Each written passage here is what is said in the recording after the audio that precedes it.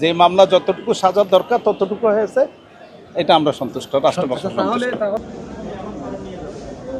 2009 সালে রাজধানীর ডেমরা থানার রানা হত্যা মামলায় 6 জনকে যাবজ্জীবন কারাদণ্ড দিয়েছে ট্রাইব্যুনাল। বুধবার বিকেলে ঢাকার দ্রুত বিচার ট্রাইব্যুনাল 4 এর বিচারক 6 জন আসামির মধ্যে 4 জনের উপস্থিতিতে রায় ঘোষণা করেছেন।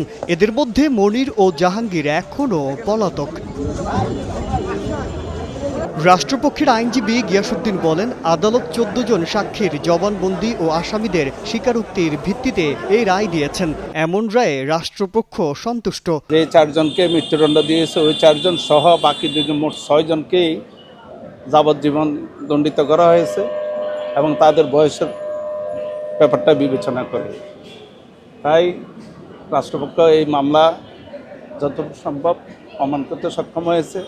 আর আসামিরা মোটামুটি এই যারা মৃত্যুদণ্ড হয়েছে তারা রায়ের প্রথম তারও মোটামুটি কিছুটা হলেও রিলিফ পেয়েছে।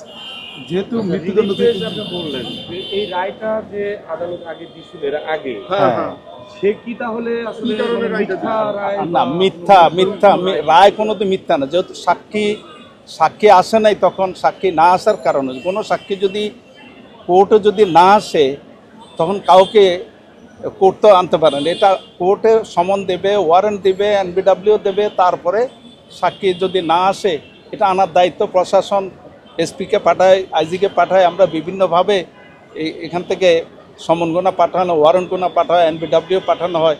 না আসলে কোর্ট তখন রায়ে চলে যায়। টানা 7মবারের মতো বেস্ট টিস্যু পেপার ব্র্যান্ড হিসেবে স্বীকৃতি পেয়েছে বসুন্ধরা টিস্যু।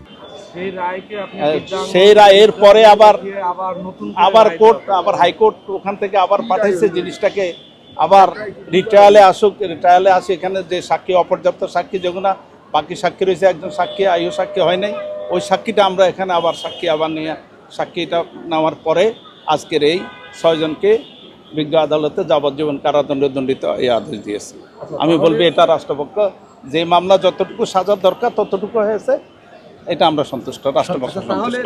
অন্যদিকে আসামি পক্ষের আইনজীবী জাহাঙ্গীর আলম জানিয়েছেন, এ রায়ের বিরুদ্ধে উচ্চ আদালতে আপিল করবেন তারা। দীর্ঘ প্রায় 15 বছর পর বহুল আলোচিত এই মামলার রায় হয়। 8 জন ব্যক্তিকে আসামি করে এই মামলাটা করা হয়।